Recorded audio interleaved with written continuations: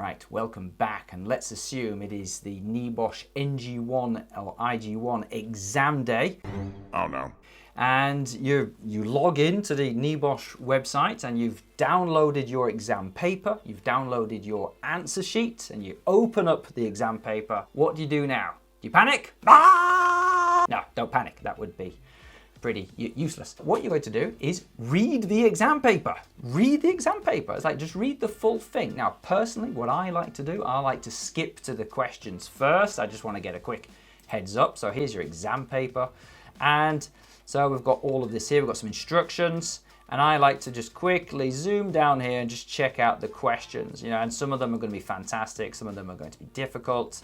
Some of them I'm going to like, not like, and so on. Oh, that looks familiar. We covered that on a mock exam. Yay, we covered that on a mock exam. Like, okay, I know how to answer that one. I mean, it'd be slightly different, of course, but I know how to approach that. Brilliant. Right, and that's that. Sorry, your benefits of health and safety inspections, other indicators. Right, fantastic, great. So I've read all my questions to get a feel for what's going on. I'm now going to read. I tell you what, before I read the scenario, there's one thing you should check. Always check this. Check this bit in your instructions. It says you are not expected to write more than 3,000 words in total. Now, there's no strict word count limit. You can exceed. You are allowed to exceed the 3,000 words. See my other video on word count. It says here you're not expected to write more, but you are allowed to. Now, you never know. You never know. NEBOSH might one day decide to change the rules. And you might see in there, it says you must not exceed more than 3,000 words plus or minus 10%. Right, so that means 3,300, for example. If that phrase has changed and it says you must not, right, in that case, you're going to have to manage your word count. And that will be a challenge on the day. But for now, you can exceed it. And we regularly have people writing 5,000 words and they absolutely smash this exam.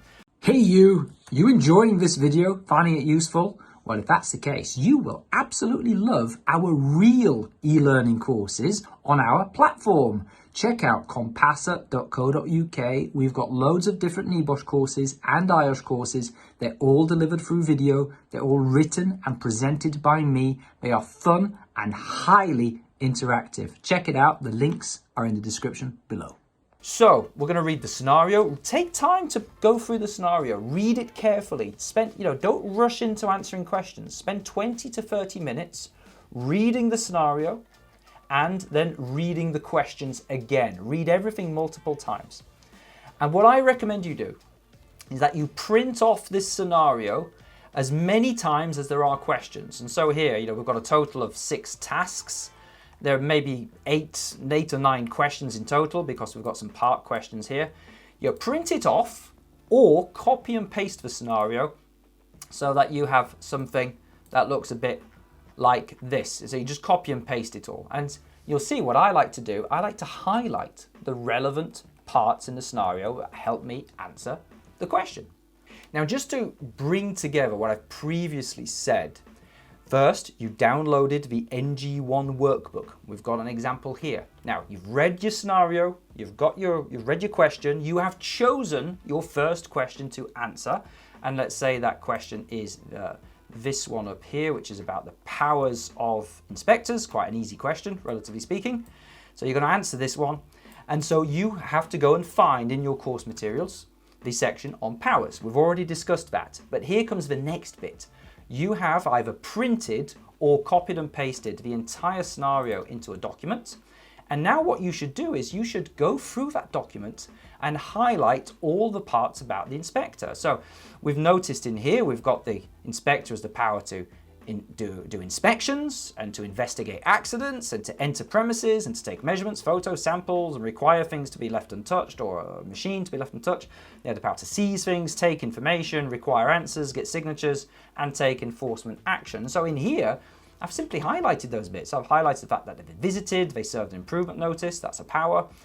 I've highlighted the fact that they scheduled a follow-up visit and that they decided to investigate an accident, that they've taken photos, they've looked at records, they've spoken to people, they've asked questions, they've removed a faulty ice machine, they've taken more documents, they've insisted on removing the machine, they've arranged a further inspection, and they brought in a floor specialist as well. So they brought in a an extra person. And interestingly, it's like, here's sometimes where the course materials might lack some really niche specialist detail. There's enough in there to get top marks. What you'll see if you do a bit of further research is that there's nothing in there about bringing in specialists, but there is a power in here where it says they have the power when they enter premises to take any other person duly authorized.